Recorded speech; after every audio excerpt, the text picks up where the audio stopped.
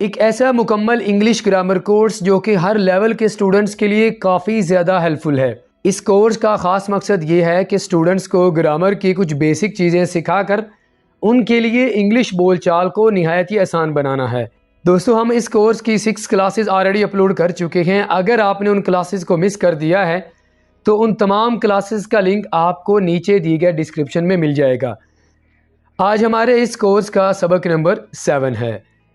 अगर आपने हमारे चैनल को अभी तक सब्सक्राइब नहीं किया तो हमारे चैनल को ज़रूर सब्सक्राइब करें और साथ में बेल आइकन को प्रेस कर दें। इस सबक के नोट्स आप वीडियो के नीचे दिए गए लिंक के ज़रिए बआसानी हासिल कर सकते हैं। तो चलें दोस्तों, हमारे आज के सबक नंबर 7 का आगाज़ कर लेते हैं। लेकिन उससे पहले मैं चाहूँगा कि आपको ये पता होना चाहिए दोस्तों कि हमने पिछले सबक में क्या सीखा था। दोस्तों, पिछले सबक में हमने आपको do, do not, does and does not के बारे में बताया था। हमने आपको तफसीली ये बताया था कि आप डू, डू नॉट, डज और डज नॉट को कैसे अपनी डेली रूटीन में इस्तेमाल कर सकते हैं। काफ़ी ज़्यादा एग्जांपल्स के ज़रिए हमने आपको इन 4 वर्ड्स का इस्तेमाल करना सिखाया था। अगर आपने इस सबक को मिस कर दिया है तो आप वीडियो के नीचे दिए गए लिंक के ज़रिए इस वीडियो लेसन को देख सकते हैं। अब ज़रा हम ये देख लेते हैं कि आज के सबक में आप क्या कुछ सीखने जा रहे हैं। दोस्तों, आज के सबक में मैं आपको सिखाऊंगा कि प्रेपोजिशन क्या होती है। प्रेपोजिशन के बारे में आपने बहुत सुना होगा और इसकी मिसालें भी आपके सामने बहुत ज़्यादा आई होंगी। तो आज मैं आपको बताऊंगा कि प्रेपोजिशन क्या होती है, इसकी मुख्तलिफ मिसालें, और साथ में आपको बताऊंगा कि प्रेपोजिशन की कितनी किस्में होती हैं। तो आज के वीडियो लेसन को आपने स्किप नहीं करना, क्योंकि आज का वीडियो लेसन काफ़ी ज़्यादा इम्पॉर्टेंट है। क्योंकि आज के वीडियो लेसन में मैं आपको सिखाऊंगा कि प्रेपोजिशन क्या होती हैं, इसकी कितनी अक़साम हैं, और साथ में आपको मिसालों के ज़रिए बड़े ही डिटेल में आपको प्रेपोजिशन के बारे में सिखाने जा रहा हूँ। दोस्तों, सबसे पहले हम ये सीखेंगे कि प्रेपोजिशन का वर्ड कैसे मिलकर बना है, इसका माना क्या होता है। ये चीज़ आपके लिए सीखना बहुत ज़रूरी है।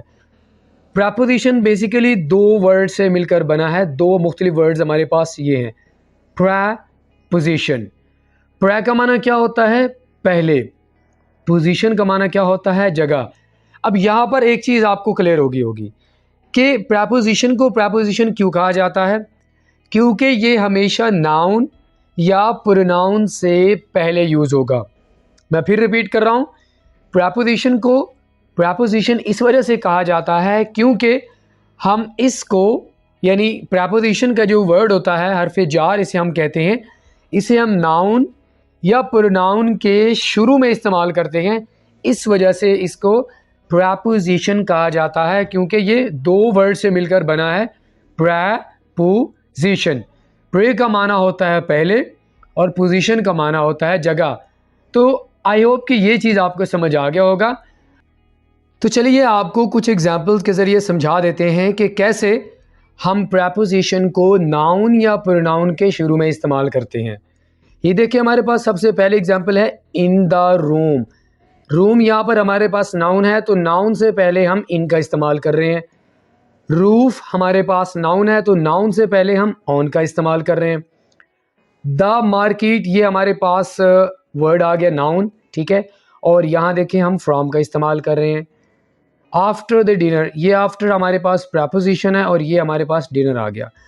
तो आई होप कि यहाँ तक आपको समझ आ गया होगा कि प्रेपोजिशन का माना क्या होता है और इनको प्रेपोजिशन क्यों कहा जाता है, और हम प्रेपोजिशन को किन के शुरू में इस्तेमाल करते हैं वो मैं आपको बता चुका हूँ। नाउन या प्रोनाउन के शुरू में हम प्रेपोजिशन का इस्तेमाल करते हैं। अब ज़रा हम डिटेल में बात कर लेते हैं कि प्रेपोजिशन की डेफिनेशन क्या है।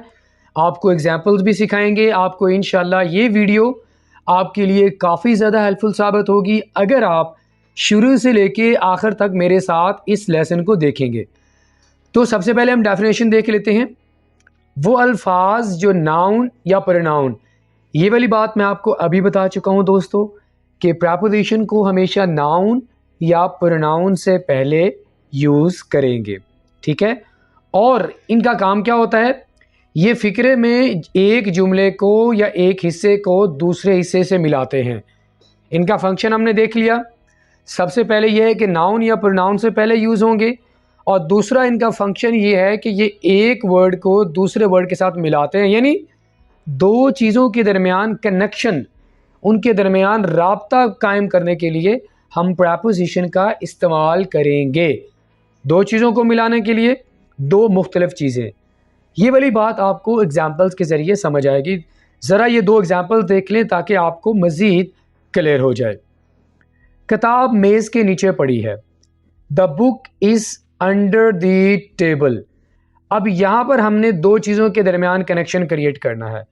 सबसे पहले हमारे पास टेबल आ गया, ठीक है, उसके बाद हमारे पास आ गई बुक।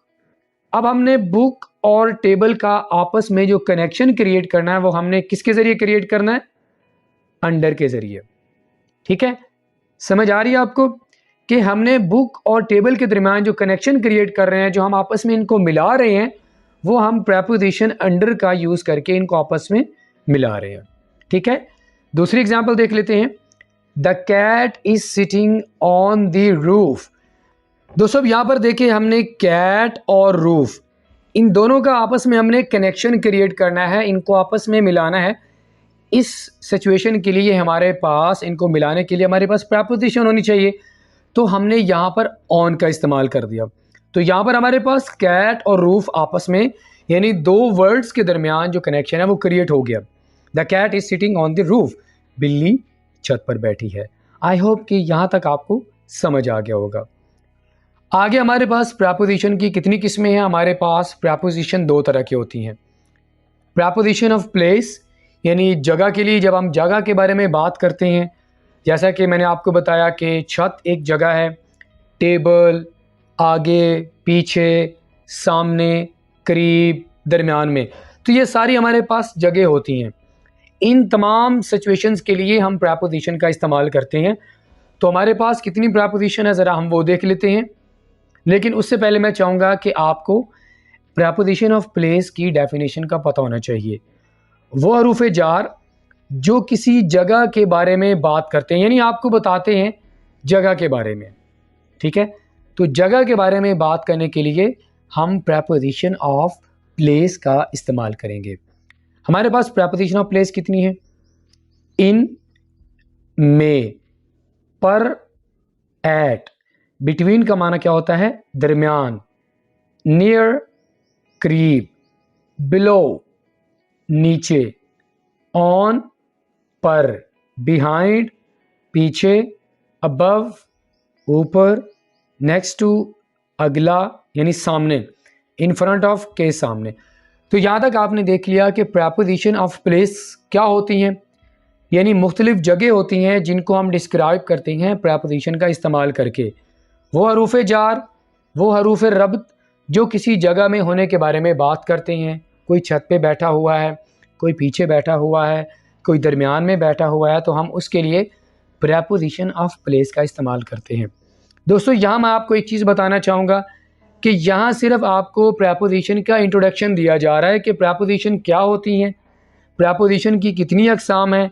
मज़ीद डिटेल में हम इनको डिस्कस करेंगे आगे आने वाली हमारी वीडियोस में। इस लेसन में आपको सिर्फ ये बताएंगे कि प्रेपोजिशन बेसिकली क्या होती हैं और इनकी कितनी अक़साम होती हैं। ठीक है दोस्तों, हमारे पास दूसरी किस्म प्रेपोजिशन की आ जाती है, प्रेपोजिशन ऑफ टाइम। यानी अगर हम वक़्त के बारे में बात करना चाहते हैं तो हम प्रेपोजिशन का इस्तेमाल करते हैं। जैसा कि हमारे पास कुछ एग्जांपल्स हैं, लेकिन उससे पहले मैं चाहूँगा कि आपको प्रेपोजिशन ऑफ टाइम की डेफिनेशन का भी पता होना चाहिए। वो हरूफ जार जो किसी काम के होने का वक़्त बताते हैं, यानी आपको ये बताएंगे कि आपका काम कब हो रहा है, टाइमिंग के बारे में बात की जाएगी। इन्हीं को हम कहते हैं प्रेपोजिशन ऑफ टाइम। वो हमारे पास कौन सी हैं? सिंस, जब से या कब से। फॉर, के लिए। अनटिल, जब तक। टिल, तक। व्हेन, जब या कब। आफ्टर, बाद में। बिफोर, पहले। ड्यूरिंग, के दौरान। फ्रॉम, से, और टू की तरफ। तो आपने देखा ये सारी की सारी जो प्रेपोजिशन है इनको हम इस्तेमाल करते हैं वक़्त के बारे में बात करने के लिए। आपने अगर ये बताना हो कि कोई चीज़ पीछे पड़ी है, आपने ये कहना हो कि कोई मुझे बाद में मुलाकात करेगा, मीटिंग के दौरान बात होगी, कोई कहाँ से है।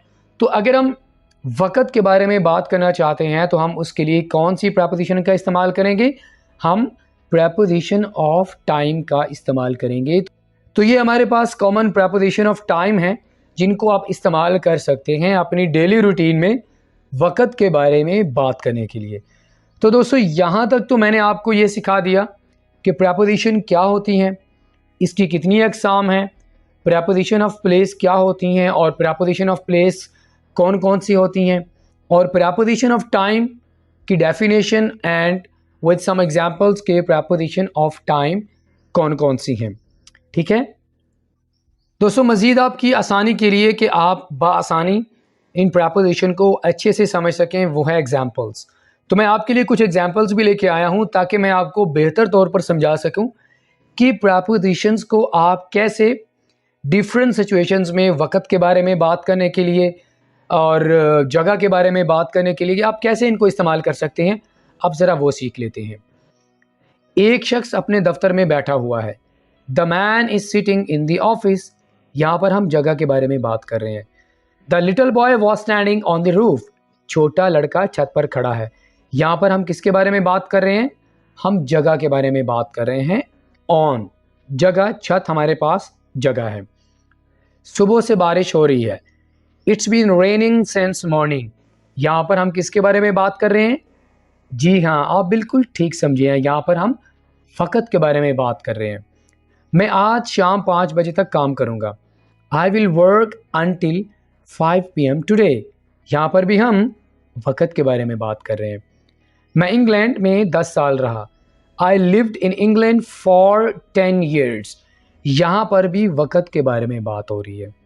मज़ीद कुछ और एग्जांपल्स देख लेते हैं ताकि आप मज़ीद बेहतर तौर पर इन प्रेपोजिशंस को अच्छे से समझ सकें। वो इसके साथ बैठी है। She is sitting beside him. यहाँ पर हम किसकी बात कर रहे हैं? वक़्त की बात नहीं कर रहे हम। यहाँ पर हम जगह की बात कर रहे हैं कि वो उसके साथ बैठी है। तो साथ बैठने के लिए हम प्रेपोजिशन ऑफ प्लेस का इस्तेमाल करते हैं। वो हमारे पास है beside. She is sitting beside him. Meeting के दौरान कोई नहीं बोला। तो यहाँ पर ड्यूरिंग का इस्तेमाल करके हम वक़्त के बारे में बात कर रहे हैं कि मीटिंग के दौरान कोई नहीं बोला। ठीक है, मैं उसके आने के बाद आऊँगा। I will come after his arrival. After का हमने यहाँ पर यूज़ किया है, तो आफ्टर किसके लिए यूज़ होता है? जी हाँ, बिल्कुल, प्रेपोजिशन ऑफ प्लेस, जगह के बारे में बात करने के लिए। आफ्टर बाद में। मैं उसके आने के बाद आऊँगा। I will come after his arrival. यहाँ पर आप वक़्त की बात कर रहे हैं कि मैं उसके आने के बाद आऊँगा, तो आप यहाँ पर आफ्टर को as a preposition of time के तौर पर इस्तेमाल कर रहे हैं। ये मेरे और आपके बीच है। This is between you and me. उसका घर मेरे घर के साथ है। His house is near to mine. यहाँ पर भी आप किसकी बात कर रहे हैं? वक़्त की बात नहीं कर रहे, बल्कि जगह की बात कर रहे हैं कि उसका घर मेरे घर के साथ है। ठीक है, आई होप कि इन एग्जाम्पल्स को सीखने के बाद, इन एग्जाम्पल्स को डिस्क्राइब करने के बाद आपको काफ़ी ज़्यादा आइडिया हो गया होगा कि हम प्रेपोजिशन को किस तरह इस्तेमाल कर सकते हैं।